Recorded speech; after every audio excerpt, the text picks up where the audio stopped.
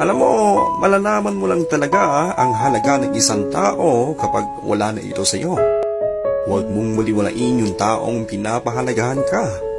Baka kasi dumating yung panahon na kailanganin mo siya pero sinukuan ka na. Malalaman mo lang talaga ang halaga ng piso kapag nagkulang ang pamasahe mo. Katulad din na malalaman mo lang ang halaga ng isang tao pag wala na ito sa iyo. Pag wala na sa tabi mo at hindi mo na siya nakikita. Kaya bigyan mo ng halaga yung taong nagmamahal sa iyo. Huwag mo siyang hayaang magising sa katotohanan na marami at may mas mahigit pang iba bukod sa iyo. Huwag mong hintayin mapagod siyang mag-effort sa iyo bago mo ma-realize na mahalaga pala talaga siya sa buhay mo.